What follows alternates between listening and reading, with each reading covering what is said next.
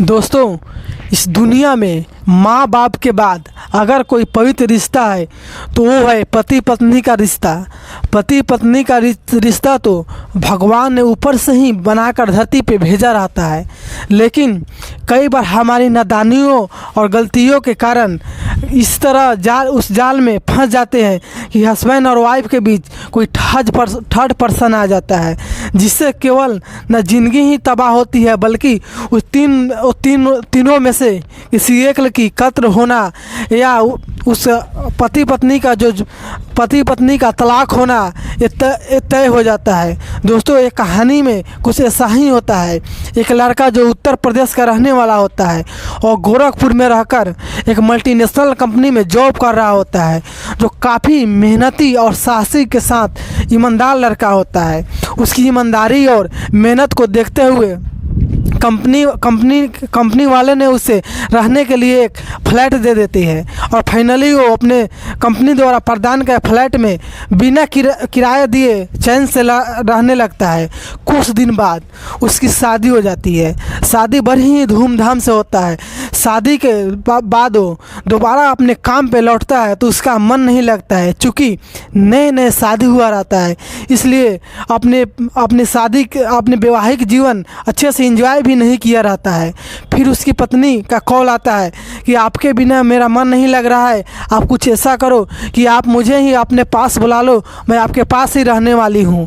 फिर उन्होंने अपने माँ बाप से बात करके फाइनली अपने वाइफ को अपने साथ लखनऊ में बुला लेते हैं और वहाँ पे अपने वाइफ के साथ अच्छे से ज़िंदगी बिताने लगती है। कुछ दिन बाद सब कुछ सही चलने लगता है, दोनों काफ़ी खुश होते हैं। सुबह वो लड़का जिसका नाम मदन रहता है, मदन अपने ऑफिस जाता है, शाम को घर आता है और उसकी वाइफ रिया घर के सारे काम काज जैसे कपड़े धोने, बर्तन साफ करने, खाना बनाने इत्यादि करने लगते हैं। लेकिन ये खुशी ज़्यादा दिन तक नहीं टिक पाता है।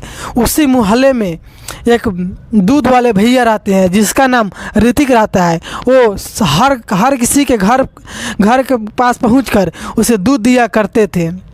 तभी वो मदन बोलता है कि ऐसा करते हैं, सूखा खाने से बेहतर है कि कुछ गीला और अपने पसंद का बनाया जाए। डेली उस दूध वाले भैया से बात करके दूध ले करेंगे। फिर वो दूध वाले से ऋतिक से बात करके प्रतिदिन दूध लेने लगती है। क्योंकि मदन हमें सुबह से लेकर शाम तक वो 9 से 6 ऑफिस में रहता है, तो घर पे उसका वाइफ रिया ही रहती है। जब वो दूध वाले भैया दूध देने आते हैं तो रिया उससे काफ़ी बातें करते हैं, हंस के बात करने लगते हैं। क्योंकि रिया भी दिन भर घर पे रहते रहते बोर हो चुकी रहती है, इसलिए थोड़ी उससे मिलना बातें करने लगते हैं। जब दूध वाले भैया इसके घर से दूसरे घर पे दूध देने जाते हैं तो वहाँ के लोग बोलते हैं कि आपने बहुत लेट कर दिया, इस समय तक कहाँ थे, कल से सुबह जल्दी आ जाया करो, नहीं तो मैं दूध लेना बंद कर दूंगा। इस तरह वो ऋतिक को जो दूध वाले हैं उससे हमेशा डांट और कस्टमर की और पब्लिक की डांट सुनना पड़ता है। इसलिए उसने एक दिमाग लगाता है और सारे मोहल्ले वालों को दूध देने के बाद वो रिया के घर दूध देने जाता है और वहाँ दूध देकर घंटों तक बात करता है, साथ में बैठकर चाय वो पीने लगता है। दोस्तों, न जाने रिया और ऋतिक का कब दोस्ती बन गई और इतना ही नहीं, वो दोस्ती प्यार में बदल गई। फिर दोनों बात में एक बिस्तर पे एक साथ रहना और संबंध बनाना क्या शुरुआत हो गया। कोई भी किसी को माना नहीं कर सकते थे, यानी ये समझो कि दो जान और एक प्राण बन गया। फिर कुछ दिन तक लगभग 6 महीने तक ऐसा चलते रहता है। लेकिन एक दिन जब मदन वापस आता है तो एक बूढ़े बाबा बोलते हैं कि एक बात बताओ बेटा। तो मदन बोलता है ठीक है बाबा, बताओ क्या बात है, आप इतना डर क्यों रहे हो। तो वो बाबा बोलते हैं कि बाबा जो पड़ोस में ही रहने वाले होते हैं कि अब मेरे बातों पे आप विश्वास नहीं करोगे, मुझे कहीं ना कहीं ये लग रहा है कि तुम्हारी वाइफ का चक्कर जो दूध वाले ऋतिक है उसके साथ है। यह सुनकर मदन तो पहले विश्वास नहीं करता है, लेकिन फिर भी वो सोचता है कि वाइफ को, औरत को कोई भरोसा नहीं। चलो इसका कथन सत्य है, गलत है या सही, इसका जांच करते हैं। फिर वो अपने घर आता है और अपने वाइफ से बोलता है कि रिया, मैं किसी काम की वजह से 1 हफ्ते के लिए बाहर जा रहा हूँ, अतः तुम घर पे अकेले रहोगे, तो मैं चाहता हूँ कि अपने गांव से अपने सिस्टर या माँ बाप को बुला लो ताकि तुम बोर ना हो। तो रिया बोलती है कोई नहीं, मैं 1 हफ्ता इजार कर लूँगी, आप प्रयास करना कि जल्दी आ जाओ।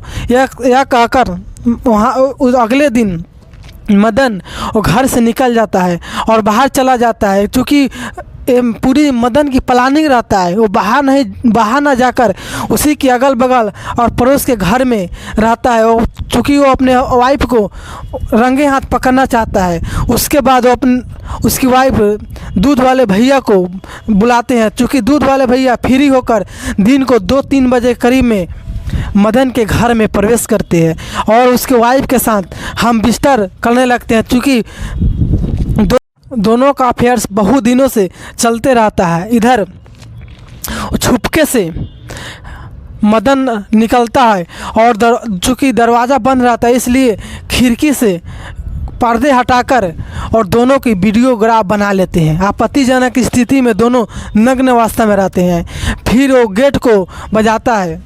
जैसे ही गेट बजाता है तो रिया ने ऋतिक को चौकी जो पलंग है उसके नीचे छुपा देते हैं और अंदर बाद में गेट खोलते हैं। अंदर प्रवेश करते ही वो बोलते हैं कि मेरा प्लान कैंसिल हो गया, अतः मैं बाहर जो जाने वाला था अब नहीं जाऊंगा, तुम जल्दी से चाय बनाओ, मुझे चाय पीनी है। तो रिया है जो चाय बनाने चली जाती है और मदन बेड पर बैठा रहता है। जब वो चाय लेकर आती है तो मदन बोलता है कि ऐसा करो, तुम 3 कप में चाय लगा दो। तो रिया बोलती है ऐसा क्यों, हम लोग तो 2 ही हैं, फिर 3 कप में चाय क्यों लगाऊं। तो अब उसने बोलता है कि जो पलंग के नीचे है उसके भी पिलाना है, और ये बोलकर जोर से चिल्लाता है और उसे निकलने के लिए बोलता है। फाइनली जब ऋतिक है दूध वाले, वो पलंग के नीचे से निकलता है और माफ़ी मांगने लगता है। रिया भी माफ़ी मांगने लगता है और बोलता है कि मुझे माफ़ कर दो, आगे से ऐसी गलती मैं कभी नहीं करूँगा। फिर उसके बाद सारा कुछ सही हो जाता है। अगले दिन बिना कुछ बोले, बिना अपने वाइफ को डांटे मारे, मदन फिर से ऑफिस से घर सब करने लगता है। एक दिन लगभग 4 दिन बाद मदन बोलता है कि आज चलते हैं शॉपिंग करने, और अपनी वाइफ को लेकर अपने कार में मार्केटिंग करने ले जाते हैं। और शॉपिंग पे मॉल में बहुत सारे चीज़ बोलते हैं कि रिया जो तुम्हें पसंद है वो सारे खरीद लो। और रिया वो सुनता है कि आज मेरे हस्बैंड बहुत खुश है, इसलिए अपने पसंद के सारे चीज़ बेड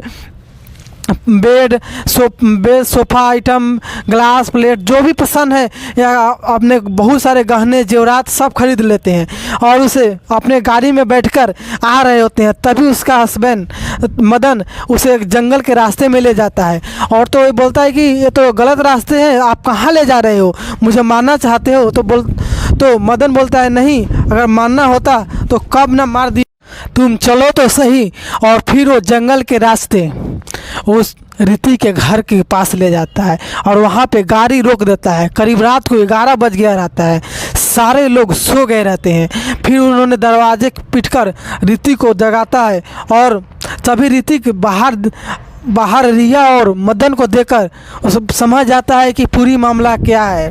और फिर उस मदन ने रिया को रीति के हाथ सौंप देता है कि आज के बाद तुम ही इसका हस्बैंड हो, तुम ही इसे राखो, मेरा इससे कोई लेना देना नहीं है। और दोस्तों उसके बाद वो रिया के पिता के पास कॉल करता है और बोलता है कि आज के बाद मैं आपका दामाद नहीं, अगर आप अपने दामाद से अपने बेटी से मिलना चाहो तो रीति के पास आना, क्योंकि मैं इससे तलाक दे दिया, छोड़ दिया। फाइनली वहाँ छोड़ने के बाद मदन अपने घर पे वापस चला जाता है। दोस्तों आप ये बताओ कि क्या मदन ने जो फैसला लिया, क्या मदन एक्शन लिया वो सही लिया या गलत लिया। दोस्तों बाकी ये कहानी पूरी सुनाने का मकसद मेरा किसी की दिल दुखाना या किसी के भावनाओं के साथ ठेस पहुंचाना नहीं, बल्कि आपको जागरूक और सचेत करना है कि कई बार हमारी एक डिसीजन पूरी ज़िंदगी को बर्बाद करके रख देता है। मिलते हैं नेक्स्ट वीडियो में।